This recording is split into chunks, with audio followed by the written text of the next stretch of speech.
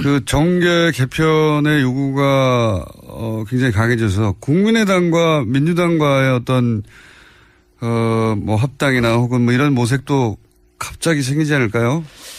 그러니까 문재인 대통령이 어떻게 하냐에 따라서 통합이 가시권 안에 들어올 수도 있다. 뭐 연정을 한다든지 정책연합을 한다든지 하는데 예. 오늘 박지원 전 대표가 다른 방송에 나와가지고 민주당하고의 연대 가능성도 뭐 열어놓을 수 있다 이런 이야기도 하고 있는데 민주당과의 연정은 국민의당은 어떻게 보십니까?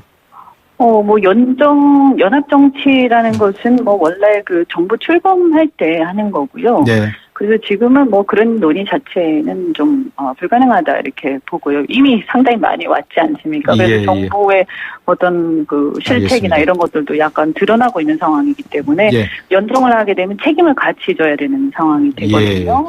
그래서 저희 입장에서는 아마 그 얘기 나왔을 때 의원들 굉장히 반발이 많았던 걸로 알고 있고요. 알겠습니다.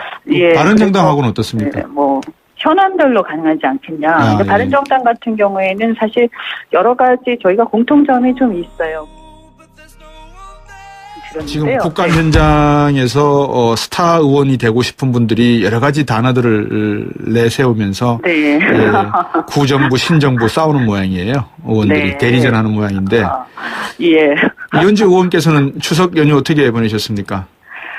저는 지역구 좀 이렇게 다니고요. 그리고 저희 친정이 또 부산입니다. 그러시죠? 그래서 친정에 갔다가 또 올라오는 길에 또 이렇게 잠깐 충북에 들렀습니다. 민심이 어떻던가요, 보시니까?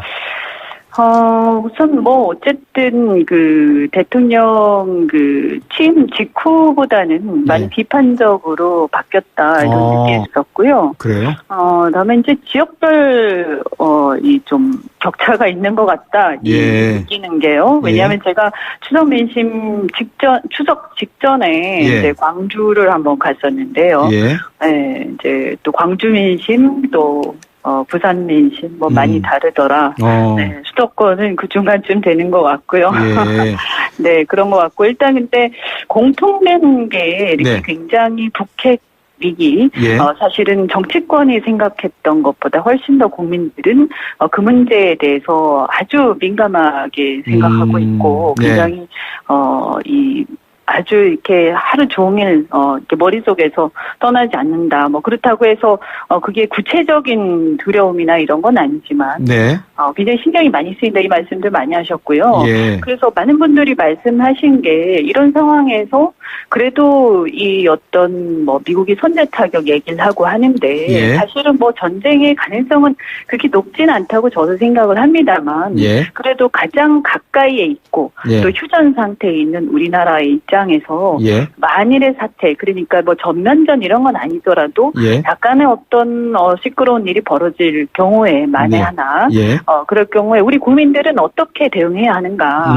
그래서 어제 보면 이제 하와이 같은 경우도 그렇고 괌 같은 경우에도 이미 국민들 그쪽 시민들에게 어떤 대피 지침 이런 것들 행동 요령 이런 것들이 만약에 이제 팜플렛 같은 게 발송됐다 이런 얘기 있고요. 또 일본에서도 대피 훈련 한번 하지 않았습니까? 여러 번 하죠. 일본은. 네네 그런 경우에 근데 이제 왜 우리나라는 그런 대피 훈련도 제대로 안 하고 그다음에 막상 자기 각자 어떤 문제가 생겼을 때 어떻게 행동해야 하는가 그리고 예를 들어서 물론 핵전쟁이라는 건 일어날 수가 없는 거지만 그럼에도 불구하고 뭔가 지침이라는 건 있어야 되는 거 아니냐 이런 말씀들이 굉장히 많았고요. 그래서 이제 사실은 저희가 지난번에 이제 대정부 질의할 때 일부 의원님들이 질의를 했습니다만 우리나라의 이제 대피소 상황이라든가 또 그리고 그 어떤 시설이나 장비의 상황이 굉장히 부실합니다. 거의 갖추어져 있지 않다. 또 대피소가 있다 하더라도 실질적으로 대피의 효과가 별로 없는 경우가 많다. 이렇게 저희가 들었기 때문에 사실 이런 부분에 있어서는 저희가 무장이라고 하면 좀 그렇지만 조금은 이렇게 국가가 그래도 국민에 대해서 책임을 다하는 태도를 보일 필요가 있다 이렇게 생각합니다.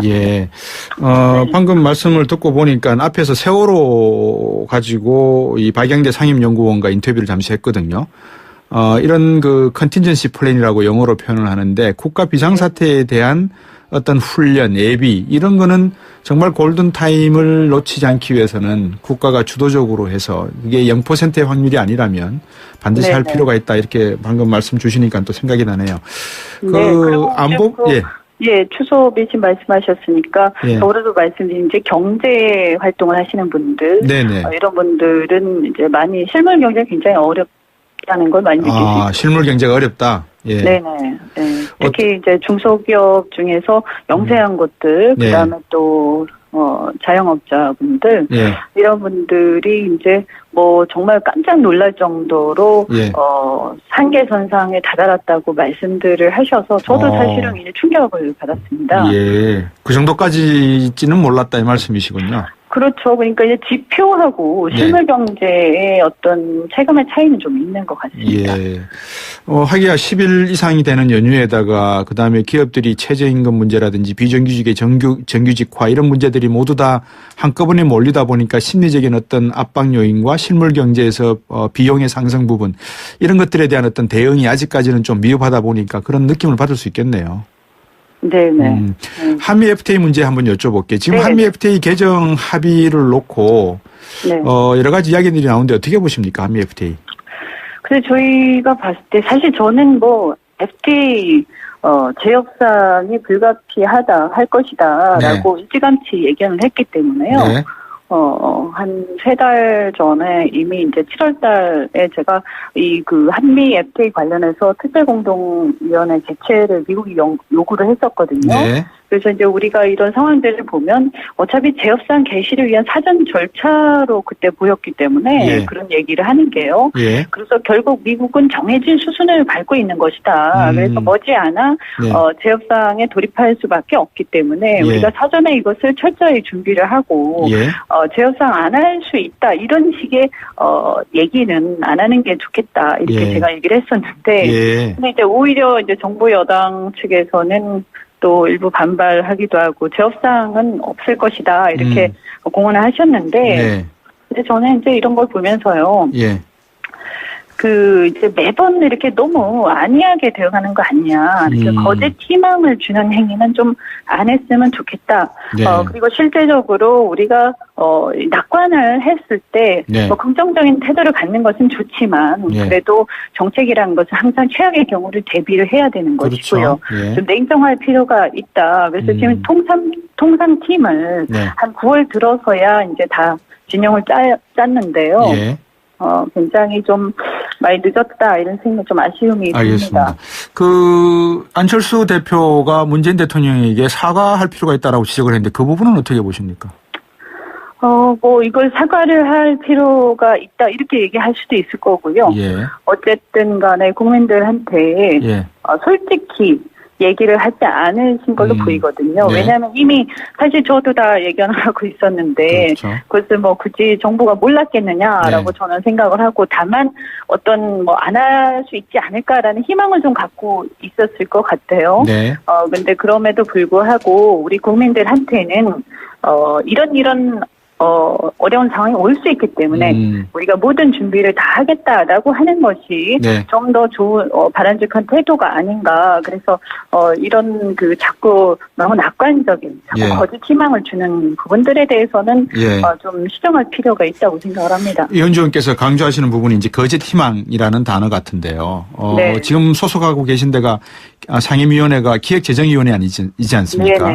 저번에 뭐 약간 좀 설화 사건도 연계가 되었던 일이 있었지만 뭐 급식 관련된 이야기도 있었고 이런 모든 것들을 이현주 의원의 진심은 사실은 이런 거짓 희망이라든지 국가의 재정을 급격히 확대시킬 수 있는 부분에 대한 정책은 조심스럽게 다루어보자. 아마 이런 내용이셨던 것 같은데 이 기획재정위원회에서 이번에 국감에서 좀 이현주 의원께서 나름대로 국가의 재정 문제라든지 좀 깊게 들여보실 생각이 있는 게 있으면 좀 지적해 주시죠. 방송을 통해서. 네네. 뭐 우선 저는 지금 정부가 이제 네. 성장론이라고 얘기는 하는데 이제 사실 즉 분배론이라고 봐야 되겠죠. 그래서 분배론이다. 소득 주도 성장론을 이제 네. 들고 나와 있는데요. 예. 사실 이게 간단히 얘기하면 임금이 올라가면 국민 총소득이 올라가고 그래서 예. 소비가 늘어나니까 내수가 늘어나고 성장한다 이런 얘기거든요. 네. 예. 근데 이제 이 논리 자체가 우리나라 상황에 전혀 맞지가 않아요. 그래서 임금이 올라가도 우리나라는 한계 기업이나 자영 굉장히 많아서 예. 일자리가 오히려 감소되기 때문에 총소득이 늘어나지 않고요. 예. 또 물가가 인상이 되지 않습니까? 임금이 늘어나면요. 예. 그래서 실질 소득은 줄어들어요. 그런데다가 우리나라가 또 특수한 이 상황이 네. 부채가 굉장히 높습니다. 가계부채가요. 네. 그래서 소득이 설사 일부 가구가 좀 늘어난다라고 하더라도 예. 물론 이제 일자리 감소되는 부분을 상쇄하더라도 소득 늘어나는 가구도 있을 테니까요. 예. 그렇다 하더라도 그만큼 소비로 바로 연결될 가능성이 굉장히 낮고요. 예. 또 이것이 이제 원가가 상승하기 때문에 인건비 상승을 하니까요. 네. 그러면 오히려 이게 개방 경제잖아요. 네. 그러니까 수입이 늘고 예. 국산품 판매가 줄어들어요. 예. 그래서 우리처럼 특히 내수 시장 규모가 한계가 있는 나라에서는 네. 이걸로 성장한다라는 것은 저는 전혀 터무니없는 얘기다 이렇게 생각을 합니다. 예. 다만 이제 제가 얘기하는 것은 네. 그럼 이걸 분배론을 가지고 예. 얘기할 수는 있겠다. 예. 그럼 이거를 성장한다라고 얘기하지 마라. 네, 차라리 예. 분배 측면만 가지고 본다면 모르겠는데. 그게 더 정직한 이야기다. 분배만 가지고 이야기한다는 네, 그렇죠. 게. 예. 그래서 이거 가지고 자꾸 성장하면 실제로 네. 성장이 전혀 안 되고 알겠습니다. 마이너스가 될 가능성이 많은데 예. 그러면 성장 자체가 굉장히 힘들어지죠. 그래서 네, 아마 예. 최근에는 정부도 이 문제를 좀 인식은 한 것 같습니다. 뭐 경제 전문가이신 듯해요. 벌써 기획재정부 재정위원회에 계시니까 경제 이야기는 그 정도로 주셔도 충분히 제가 이해를 할 수 있는 부분인 것 같고 청취자분도 아마 그런 부분은 이해가 되실 것 같습니다. 정치권 얘기 제가 조금 여쭤볼게요. 마지막 네, 2분 정도 남았는데 지금 바른정당은 곧 다수의 의원들이 자유한국당하고 통합을 할 가능성이 있다 이런 뉴스들이 나오고 있는데 안철수 대표는 연일 문재인 정부와 지금 대립각을 세우고 있는 상황이거든요. 오늘 박지원 전 대표가 다른 방송에 나와가지고 민주당하고의 연대 가능성도 뭐 열어놓을 수 있다 이런 이야기도 하고 있는데 민주당과의 연정은 국민의당은 어떻게 보십니까? 연합정치라는 것은 원래 그 정부 출범할 때 하는 거고요. 네. 그래서 지금은 그런 논의 자체는 좀 불가능하다 이렇게 보고요. 이미 상당히 많이 왔지 않습니까? 그래서 예, 정부의 어떤 그 실책이나 알겠습니다. 이런 것들도 약간 드러나고 있는 상황이기 때문에 예. 연정을 하게 되면 책임을 같이 져야 되는 상황이 되거든요.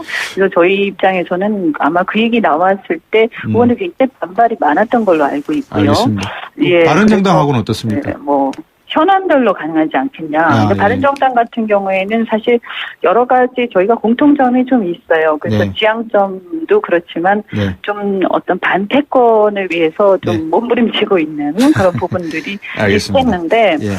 다만 이제 바른정당 내부의 어떤 어려움이 좀 있는 것 같아요. 네. 그래서 좀 잘 해결되기를 바라고 예. 저희는 좀 함께 가면서 알겠습니다. 정치 발전에 기여를 하자. 우리가 예. 같이 손잡고 가자 이렇게 예. 생각을 많이 하고 있습니다. 국민포럼도 주도적으로 끌고 계시니까 바른정당하고 많은 이야기 나누실 걸로 알고 있습니다. 다음에 또 한번 시간 내서 인터뷰 한번 갖도록 하겠습니다. 오늘 말씀 고맙습니다. 네, 고맙습니다. 네, 이현주 국민의당 원내 수석부대표였습니다. 그 정계 개편의 요구가 굉장히 강해져서 국민의당과 민주당과의 어떤 합당이나 혹은 이런 모색도 갑자기 생기지 않을까요? 그러니까 문재인 대통령이 어떻게 하냐에 따라서 통합이 가시권 안에 들어올 수도 있다. 연정을 한다든지 정책 연합을 한다든지 하는데 예. 120석 민주당, 국민의당 40석, 바른정당 20석, 정의당 친여 무소속 하면은 딱 190석이 됐습니다. 예. 이걸 연정 개혁 벨트로 묶어가지고 이게 국회 선진화법이 아주 나쁜 법이에요. 이게 박근혜 대통령의 실패가 거기에서 있는데 이걸 개혁 벨트로 묶어서 그렇게 감동적인 취임사, 국민의 눈물을 흘리게 하는 5.18 기념사, 테이크아웃 커피를 들고 와이셔츠 입고 소통하는 모습, 또 검찰 돈봉투 나오니까 일벌백계해서 처리해버리는 이런 사이다 조치를 하면서 그 벨트를 가지고 법과 제도에 의한 개혁을 했으면 성공을 하는데 이제 180석을 무너뜨려 버리면은 국회 선진화법 때문에 아주 암초에 걸릴 거다. 그 정계 개편의 요구가 굉장히 강해져서 국민의당과 민주당과의 어떤 뭐 합당이나 혹은 뭐 이런 모색도 갑자기 생기지 않을까요? 그러니까 문재인 대통령이 어떻게 했냐에 따라서 통합이 그 가시권 안에 들어올 수도 있다. 뭐 연정을 한다든지 정책 연합을 한다든지 하는데 예. 오늘 박지원 전 대표가 다른 방송에 나와가지고 민주당하고의 연대 가능성도 뭐 열어놓을 수 있다 이런 이야기도 하고 있는데 민주당과의 연정은 국민의당은 어떻게 보십니까? 뭐 연합정치라는 것은 뭐 원래 그 정부 출범할 때 하는 거고요. 네. 그래서 지금은 뭐 그런 논의 자체는 좀 불가능하다 이렇게 보고요. 이미 상당히 많이 왔지 않습니까? 그래서 정부의 어떤 그 실책이나 이런 것들도 약간 드러나고 있는 상황이기 때문에 연정을 하게 되면 책임을 같이 져야 되는 상황이 되거든요. 그래서 저희 입장에서는 아마 그 얘기 나왔을 때 의원들 굉장히 반발이 많았던 걸로 알고 있고요. 알겠습니다. 바른정당하고는 어떻습니까? 뭐 현안별로 가능하지 않겠냐. 바른정당 같은 경우에는 사실 여러 가지 저희가 공통점이 좀 있어요. 지금 국감 현장에서 스타 의원이 되고 싶은 분들이 여러 가지 단어들을 내세우면서 구정부, 신정부 싸우는 모양이에요. 의원들이 대리전하는 모양인데 이현주 의원께서는 추석 연휴 어떻게 보내셨습니까? 저는 지역구 좀 이렇게 다니고요. 그리고 저희 친정, 친정이 또 부산입니다. 그러시죠? 그래서 친정에 갔다가 또 올라오는 길에 또 이렇게 잠깐 충북에 들렀습니다. 민심이 어떻던가요, 보시니까? 우선 뭐 어쨌든 그 대통령 그 취임 직후보다는 많이 비판적으로 바뀌었다 이런 느낌이 있었고요. 그래요? 그다음에 이제 지역별 이 좀 있고 또 휴전 상태에 있는 우리나라의 입장에서 만일의 사태 그러니까 뭐 전면전 이런 건 아니더라도 약간의 어떤 시끄러운 일이 벌어질 경우에 만에 하나 그럴 경우에 우리 국민들은 어떻게 대응해야 하는가. 그래서 어제 보면 이제 하와이 같은 경우도 그렇고 괌 같은 경우에도 이미 국민들 그쪽 시민들에게 어떤 대피 지침 이런 것들 행동 요령 이런 것들이 만약에 이제 팜플렛 같은 게 발송됐다 이런 얘기 있고요. 또 일본에서도 대피 훈련 한번 하지 않았습니까? 여러 번 하죠. 일본은. 그런 경우에 근데 이제 왜 우리나라는 그런 대피 훈련도 제대로 안 하고 그다음에 막상 자기 각자 어떤 문제가 생겼을 때 어떻게 행동해야 하는가. 그리고 예를 들어서 물론 핵전쟁이라는 건 일어날 수가 없는 거지만 그럼에도 불구하고 뭔가 지침이라는 건 있어야 되는 거 아니냐. 이런 말씀들이 굉장히 많았고요. 그래서 이제 사실은 저희가 지난번에 이제 대정부 질의할 때 일부 의원님들이 질의를 했습니다만 우리나라의 이제 대피소 상황이라든가 또 그리고 그 어떤 시설이나 장비의 상황이 굉장히 부실합니다. 거의 갖추어져 있지 않다. 또 대피소가 있다 하더라도 실질적으로 대피의 효과가 별로 없는 경우가 많다. 이렇게 저희가 들었기 때문에 사실 이런 부분에 있어서는 저희가 정신 무장이라고 하면 좀 그렇지만 조금은 이렇게 국가가 그래도 국민에 대해서 책임을 다하는 태도를 보일 필요가 있다 이렇게 생각합니다. 방금 말씀을 듣고 보니까 앞에서 세월호 가지고 이 박양대 상임연구원과 인터뷰를 잠시 했거든요. 이런 그 컨틴전시 플랜이라고 영어로 표현을 하는데 국가 비상사태에 대한 어떤 훈련, 예비 이런 거는 정말 골든타임을 놓치지 않기 위해서는 국가가 주도적으로 해서 이게 0%의 확률이 아니라면 반드시 할 필요가 있다 이렇게 방금 말씀 주시니까 또 생각이 나는 격차가 있는 것 같다 느끼는 게요. 왜냐하면 제가 추석 민심 추석 직전에 이제 광주를 한번 갔었는데요. 이제 또 광주 민심 또 부산 민심 많이 다르더라. 수도권은 그 중간쯤 되는 것 같고요. 그런 것 같고 일단 근데 공통되는 게 이렇게 굉장히 북핵 위기. 예. 사실은 정치권이 생각했던 것보다 훨씬 더 국민들은 그 문제에 대해서 아주 민감하게 생각하고 있고 굉장히 아주 이렇게 하루 종일 이렇게 머릿속에서 떠나지 않는다. 뭐 그렇다고 해서 그게 구체적인 두려움이나 이런 건 아니지만 네. 굉장히 신경이 많이 쓰인다 이 말씀들 많이 하셨고요. 예. 그래서 많은 분들이 말씀하신 게 이런 상황에서 그래도 이 어떤 뭐 미국이 선제 타격 얘기를 하고 하는데 예. 사실은 뭐 전쟁의 가능성은 그렇게 높진 않다고 저도 생각을 합니다만 예. 그래도 가장 가까이에